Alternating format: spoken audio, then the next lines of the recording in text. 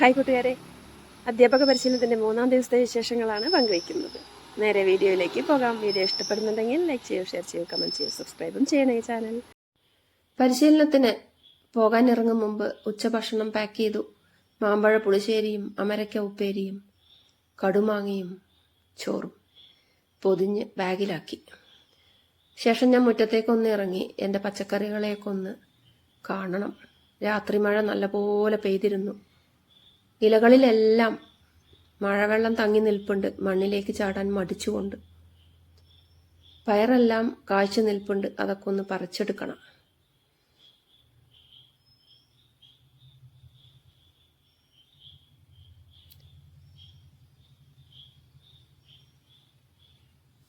ചേനയെല്ലാം വട്ടം വീശി നിൽപ്പാണ്. ഇനി മറുതണ്ട് വന്നാലേ എടുക്കാൻ പറ്റുള്ളൂ. ഉപ്പേരിക്കും തണ്ട് മോരുകറി വയ്ക്കാനും. കുറച്ച് മുളക് ചെടിയൊക്കെ പാവി നിർത്തിയിരുന്നു, കൂടകളിലാക്കി. അതെല്ലാം ഇപ്പോൾ വലുതായി വന്നിട്ടുണ്ട്. അതിനെയൊക്കെ ഒന്ന് മാറ്റി കുഴിച്ചിടണമെങ്കിൽ പരിശീലനം കഴിഞ്ഞിട്ട് വേണം. ഒക്കെ വലുതായിട്ടുണ്ട്, ഇനി പറിച്ചു നട്ടാൽ മതി. മാതൃഭൂമി പത്രം വന്ന് കിടപ്പുണ്ട്. ഫ്രണ്ട് പേജിൽ തന്നെ ഒരു സഹോദരന്റെ രോദനമാണ്. മനസ്സിനെ വല്ലാതെ ഉലച്ചു. എടത്തനാട്ടുകര എന്ന എൻ്റെ ഗ്രാമം മലയോര കർഷകർ ധാരാളമുള്ള സ്ഥലമാണ്. പൊൻപാറയിലും മൂനാടിയിലുമൊക്കെ കാട്ടാനകളുണ്ട്. റബ്ബർ വെട്ടാൻ പോകുന്ന ആളുകളെയൊക്കെ കാട്ടാനകൾ ഇപ്പോൾ ഉപദ്രവിക്കാൻ തുടങ്ങിയിരിക്കുന്നു. ഇപ്പോൾ ഇതാ ഒരു കർഷകൻ ഓർമ്മയായി. ഉമ്മർ എന്ന ഒരു പാവം കർഷകനെ കാട്ടാന ചവിട്ടിക്കൊന്നിരിക്കുന്നു. സങ്കടം വന്നു. പത്രം മടക്കി വെച്ചു. വൈകുന്നേരം വായിക്കാമെന്ന് കരുതി. കണ്ണംകുണ്ട് പുഴയിലൂടെ സമസ്തം നയിക്കുന്ന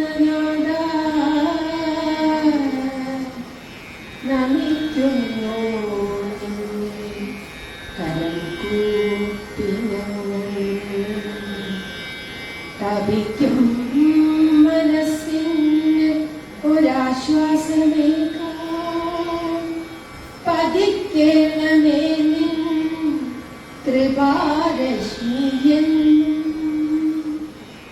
പതിക്കേണമേ കർമ്മപന്ഥാവിൽ സത്യ പ്രകാശം പരത്തും വിളക്കായി നിത്യം. മനസ്സിന്നു ശുദ്ധി വപുസ്സിന്നു ശക്തി അകക്കാമ്പിൽ ഭക്തി വരം നൽകിയാലും. അകക്കാമ്പിൽ ഭക്തി വരം നൽകിയാലും. എൻ്റെ പ്രാർത്ഥനയ്ക്ക് ശേഷം പരിശീലനത്തിൻ്റെ 3-ാം ദിവസം ആരംഭിക്കുന്നത് ഉണ്ടനും ഉണ്ടിയും എന്ന കഥ പറഞ്ഞുകൊണ്ടാണ്. നാട്ടുകഥകളുടെ അവതരണം. ക്ലാസ് മുറികളിൽ എങ്ങനെ പ്രാവർത്തികമാക്കാം എന്ന തിരിച്ചറിവ് ലഭിച്ചു. ടീച്ചർ അത് മനോഹരമായി തന്നെ അവതരിപ്പിച്ചു. ഞങ്ങളും താല്പര്യപൂർവ്വം ഇരുന്ന് കഥ കേട്ടു. കുട്ടികളിൽ കഥകൾ ഉണ്ടാക്കുന്ന മാറ്റമാണ് ഇതിലൂടെ മനസ്സിലാക്കാൻ കഴിഞ്ഞത്. അവർ ആ ഗുണപാഠം ശരിക്കും ജീവിതത്തിൽ ഏറ്റെടുക്കുമെന്ന് ഉറച്ച വിശ്വാസത്തോടുകൂടി കഥ എല്ലാവരും കേട്ടിരിക്കുകയും അതിൻ്റെ ചർച്ചകൾ നടത്തുകയും ചെയ്തു. അത് ക്രോഡീകരിച്ച ശേഷം ഒരു ഗണിതകേളിയിലേക്കാണ് ഞങ്ങൾ പോയത്. 10ൻ്റെയും 100ൻ്റെയും ഒറ്റയുടെയും ഒക്കെ പെട്ടികൾ വരച്ചു. തുടർന്ന് 2 ടീമായി. ഈ ഒരു പ്രവർത്തനം ക്ലാസ് മുറിയിൽ പ്രാവർത്തികമാക്കുന്നത് എങ്ങനെയെന്ന് പരിചയപ്പെടുത്തി ഷീബ ടീച്ചർ. മണ്ണാർക്കാട് GMUPയിലാണ് ടീച്ചർ വർക്ക് ചെയ്യുന്നത്. RP-ആണ്. അങ്ങനെ വീറും വാശിയോടുകൂടിയുള്ള ആ ഒരു ഗണിത കേളി ഞങ്ങൾ ആസ്വദിച്ചു തന്നെ ചെയ്തു. കുട്ടികളിൽ അത് വരുത്തുന്ന മാറ്റം അനുഭവിച്ചറിഞ്ഞു. തുടർന്ന് അതിൻ്റെ ചർച്ചകൾ നടന്നു, ക്രോഡീകരിക്കുകയും ചെയ്തു. തുടർന്ന് ഗ്രൂപ്പുകളായി ഞങ്ങൾ തിരിഞ്ഞ് ഒരു പ്രവർത്തനം എടുത്തുകൊണ്ട് ചർച്ച തുടർന്നു. എല്ലാവരും തന്നെ വളരെ താല്പര്യപൂർവ്വമാണ് ഗണിതത്തിൻ്റെ സെഷനിലൂടെ കടന്നുപോയത്. ടെക്സ്റ്റ് ബുക്കിലെ ഹോട്ട്സ്പോട്ടുകളെല്ലാം പരിചയപ്പെടുകയും ബുദ്ധിമുട്ടുള്ള ഭാഗങ്ങൾക്ക് പരിഹാരം കണ്ടെത്തുകയും ചെയ്തു. എല്ലാ ഗ്രൂപ്പ് അംഗങ്ങളും വളരെ താല്പര്യത്തോടുകൂടി തന്നെ പങ്കെടുത്തു. തുടർന്ന് സ്റ്റിമുലേഷൻ ക്ലാസ് ആയിരുന്നു.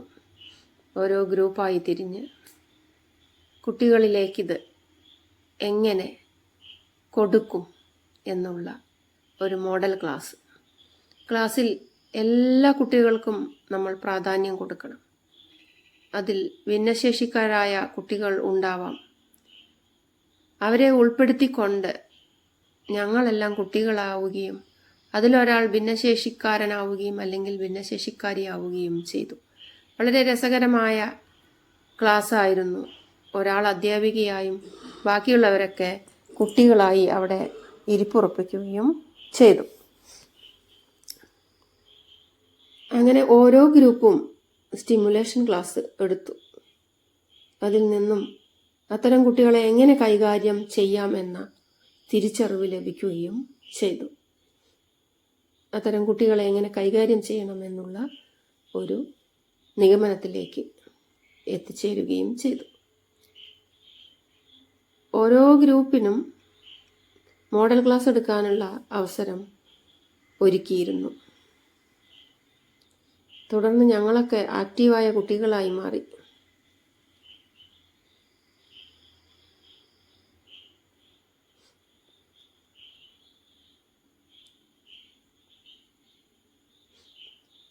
അങ്ങനെ ഓരോ ഗ്രൂപ്പിലും ഓരോ അധ്യാപിക വന്ന് ക്ലാസ് എടുത്തു, പാട്ടുപാടി തന്നു.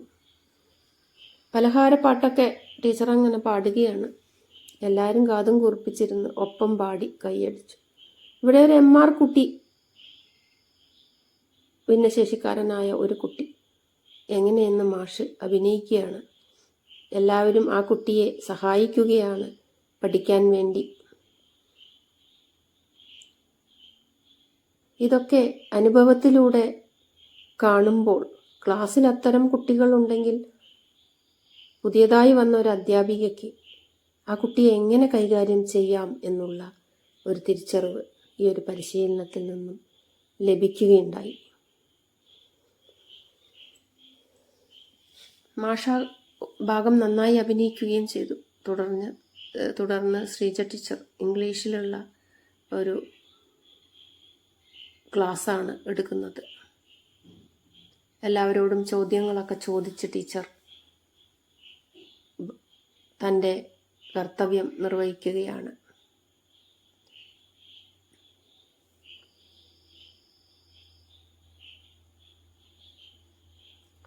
കുട്ടികളൊക്കെ താല്പര്യപൂർവ്വം തന്നെ ഉത്തരങ്ങൾ പറയുന്നുണ്ട്.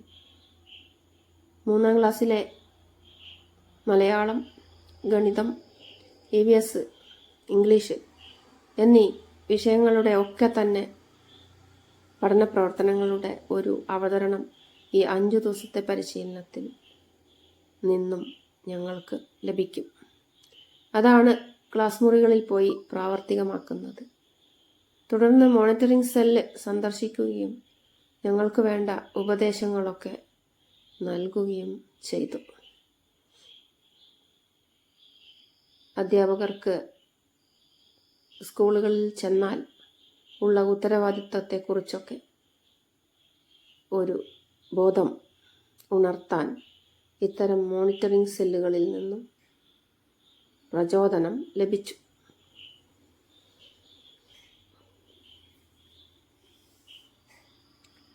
അങ്ങനെ ഗണിതത്തിൻ്റെ സെഷൻ അവസാനിക്കാറായി. ഇനി ഇംഗ്ലീഷ് തുടങ്ങാൻ പോവുകയാണ്. ആർപിമാർ അതിനുള്ള ഒരുക്കത്തിലാണ്. ഞങ്ങളൊക്കെ ഗണിത കേളികളിൽ സജീവമായി തന്നെ പങ്കെടുക്കുകയുണ്ടായി. ഗണിതത്തിലെ ഒരു ടീച്ചിങ് എയ്ഡ് ഉണ്ടാക്കാനുള്ള സാധന സാമഗ്രികളൊക്കെ ഷീബ ടീച്ചർ തരികയും ഉണ്ടാക്കുകയും ചെയ്തു. ഇത് ഇംഗ്ലീഷിൻ്റെ ഒരു ടൈമാണ്. ഇംഗ്ലീഷിൻ്റെ പരിശീലനം തുടങ്ങിക്കഴിഞ്ഞു. പച്ചക്കറികളൊക്കെ ലിസ്റ്റിൽ തരികയും ഗ്രൂപ്പാവുകയും അങ്ങോട്ടും ഇങ്ങോട്ടും ഞങ്ങൾ പരസ്പരം വിശേഷങ്ങളൊക്കെ പങ്കുവെച്ചുകൊണ്ട് സാലഡ് ഉണ്ടാക്കാനുള്ള ഒരുക്കത്തിലാണ്. പാചകം ഒരു കലയാണ്. പാർപ്പിമാരൊക്കെ ഭയങ്കര ചർച്ചയിലാണ്. അപ്പോൾ ഞങ്ങൾക്ക് വേണ്ട എല്ലാ സാമഗ്രികളും തന്നു. തുടർന്ന് സാലഡ് ഉണ്ടാക്കി. ഒരു മാഗസിൻ കൂടി പ്രകാശനം ചെയ്തു. അതിൽ ഡിസ്കോഴ്സുകളായിരുന്നു ഇംഗ്ലീഷിൻ്റെ. അപ്പോൾ എല്ലാവരും തന്നെ അതിൽ മുഴുകിയിരുന്നു. എല്ലാ ഗ്രൂപ്പും സജീവമായി തന്നെ സാലഡൊക്കെ ഉണ്ടാക്കി. 4-ാം ദിവസത്തെ വിശേഷവുമായി അടുത്ത വീഡിയോയിൽ കാണാം.